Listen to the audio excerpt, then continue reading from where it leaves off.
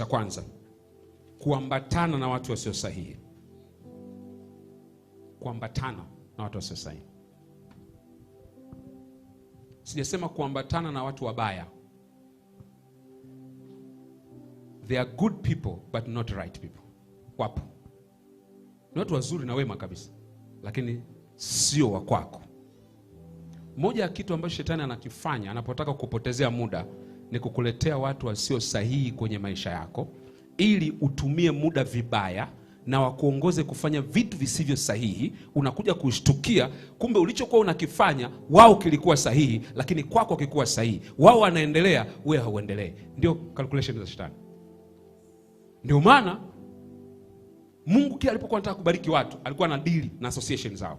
Anamuita Abraham, anamwambia toka kwenye nyumba ya babako, nenda mpaka mahali nitakapokuonyesha. Kwa nini? Alikuwa anafahamu kwamba watu wasio sahihi wanapoambatana na wewe wanaweza wakala maisha yako, wanaweza wakala season zako.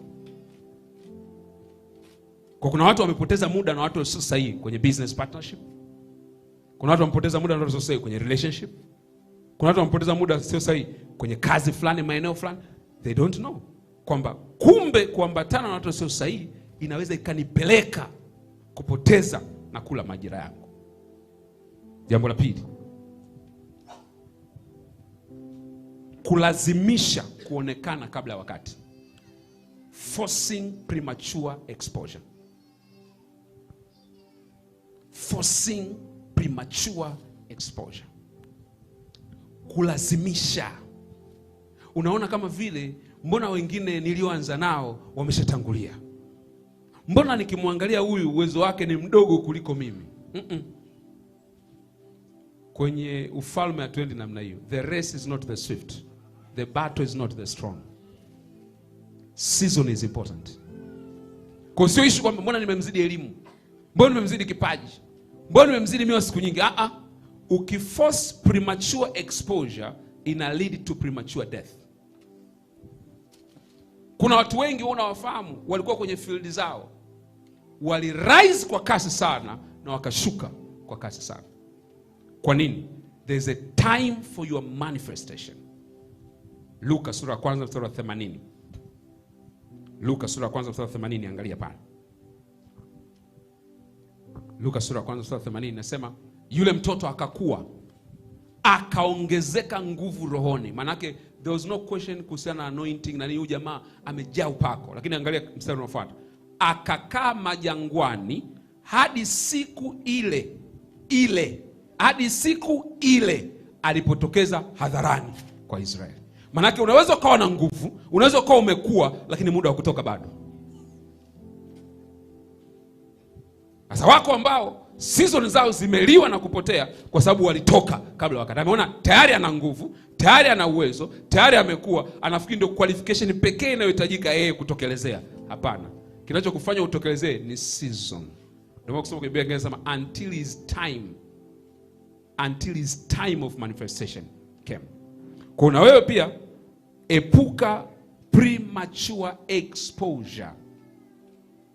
I usually tell people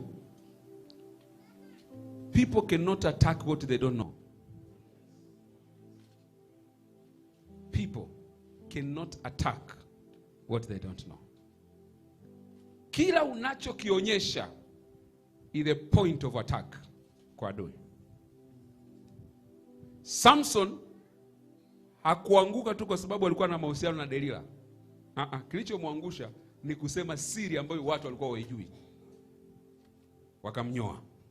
Ndio anguko lake lianzia pale. Kilichomwangusha ni siri. Maana yake nini?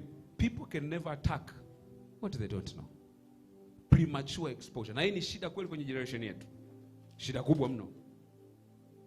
Kila mtu anaamini kwamba kwa sababu anajua anatakiwa asikike. Huwa naambia watu, one of the dangerous things sasa hivi tulicho nacho ni internet. Kwa sababu internet never forgets. Chochote unachokisema, chochote unachokifanya, it will be used as a reference many years to come. Juzi nimeona mgombea mmoja wa independent wa Marekani, Robert Kennedy I think. Wamemuuliza swali wa comment kilichotokea 2014. Kiko kwenye internet. Wanaambia tuambie hii ilikuwaje. Jamaa anacho kusema 2014 yeye alisahau, lakini dunia haijasahau. Premature exposure.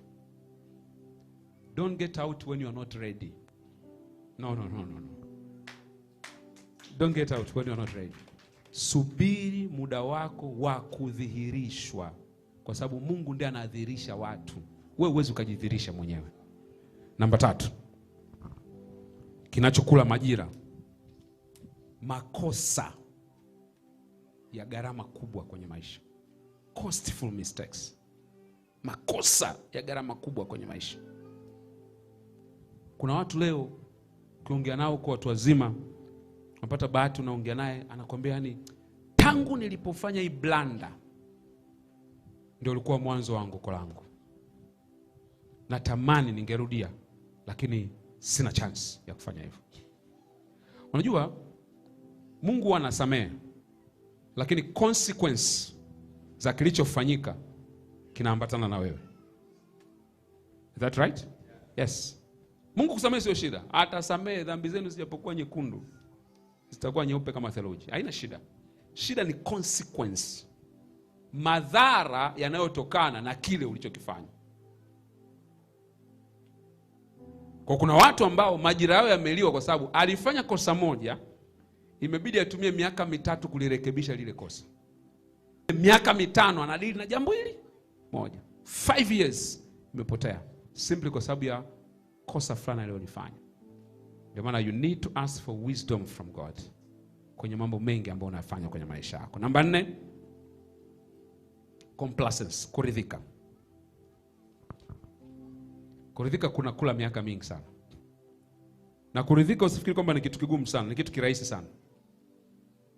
Kwa sababu utakapoanza kusifiwa, utakapoanza kutajwa, ni rahisi sana kuridhika. Na kuridhika kunatokana na mambo mawili. Either unafanya competition au unafanya comparison. Competition, mimi ndio niko above everyone, utaridhika. Comparison, mbona nilianza naye lakini nimemtangulia. Hiyo kitu inakula sana miaka. Mtu mmoja alikuwa ananiambia siku moja niko mahali akawa anasema, yani nafikiri umefika kwenye peak. Umefika kwenye peak ya mafanikio." Nikamwambia, if I tell you sijafika hata 20% ya kitu Mungu alichonionyesha.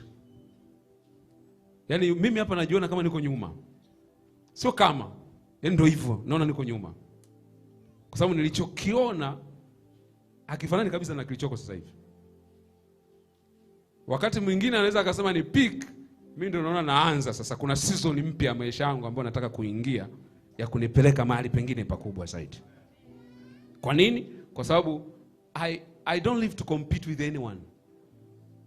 Sina shida ya kucompete na mtu yote. Watu wengi season zao zimeibiwa kwa sababu ya competition. Unajua competition inakufanya unakuwa imitator.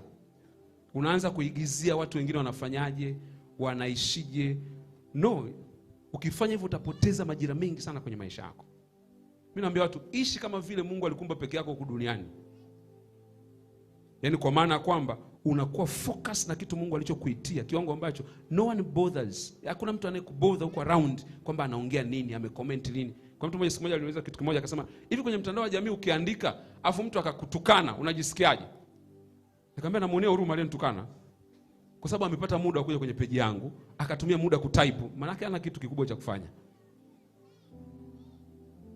Siwezi kumjibu, siwezi kumfuatilia, siwezi hata kumchukia. Ila nitajua tu kwamba ni mtu wa low standard. Sababu angekuwa high standard, angekuwa busy na yeye kutafuta mambo mengine au kujifunza katika kile ambacho anafikia atajifunza. Kwa nini? Kwa sababu life is not about competition. It's about completion. Complete what God has called you to do. Ndio maana leo pastor anaweza akatuambia, bwana mimi namshukuru Mungu labda na watu 500 au 1000, na tukasema kwa kweli Mungu kamuinua mtumishi, umri mdogo amefanikiwa. Lakini kwenye kalenda ya Mungu kumbe alikuwa anataka awe saizi na watu 10,000. Kwa kalenda ya Mungu ni failure, kalenda ya mwanadamu amefanikiwa. Kwa there are a lot of successful people who are failures. Kwa sababu wao wanaangalia kwa majira ya mwanadamu wakati Mungu anaangalia kwa majira ya kimungu. Sema amen kama unanielewa. Namba 5, kitu kinachokula majira ya watu ni kufanikiwa kwenye vitu visivyo sahihi. Being successful in wrong things. Kufanikiwa kwenye vitu visivyo sahihi. Au ungeweza kuweka kwamba kufanikiwa kwenye transitional. Kuna watu wengi ambao ni kweli wamefanikiwa, lakini wamefanikiwa kwa vitu visivyo sahihi, au wamefanikiwa kwenye transition. Kwa hiyo kwa sababu amefanikiwa kwenye transition, anafikiri ndo ameshafanikiwa. Unajua Yusufu alikuwa ndo the best houseboy kwa Potifa. Yaani ulikuwa ukichukua houseboy wa nchi nzima ya Misri, Yusufu alikuwa anachukua award ya kitaifa, best houseboy. Lakini hicho sicho kitu Mungu alikuwa amemuitia. Kwa hiyo unaweza ukawa the best accountant, but you are a failure because you are not born to do that. Kwa nini? Kwa sababu ukifanikiwa kwenye area transition, haimaanishi ndio umefanikiwa kwenye maisha. Mafanikio ya transition kazi yake ni kukupeleka mahali unapotakiwa kufika. Kwa wako watu ambao miaka yao imeliwa kwa sababu ya mafanikio ya transition, au mahali ambako Mungu hajataka iwe destination. Na ngoja nikukumbushe kitu kimoja. Mungu huwa anaandaa season za kukuvusha. Maana yake ni kwamba usitake mana iwe ndio chakula cha kudumu wakati kuna Kanani kwenye makazi ya kudumu. Kwa unaweza ukapata kazi lakini ni transition job. Unaweza ukawa unafanya biashara, is a transition business. Kuna mahali na kupeleka. Mimi nilifanya kazi UN. Wakati naacha kazi, I remember very well. Mkurugenzi wangu aliniita, Mreno alikuwa. Akaniambia, wewe ni promising young man. Wana program yao ya ku-identify talented individual kwenye nchi mbalimbali. Na wana academy yao iko Paris. Kwa hiyo akaniambia, umekuwa identified kama mmoja wa young promise UN, future UN people. So unapoquit, what do you mean? Na kanieleza benefits zoko pale. Akaniambia thank you. Kwa sababu hata Musa alifika season akasema alikataa kuitwa mtoto wa Farao. Sio kwa sababu alikuwa hataki ile prestige ya ikulu pale. Alikuwa anajua ile kuitwa prince ikulu ni kitu kidogo sana kulinganisha na kitu Mungu alichomuitia kule duniani. Asa wengi unakuta ameseto kwenye transition. Usijenge mahali pa mpito. Utakumbwa na mafuriko.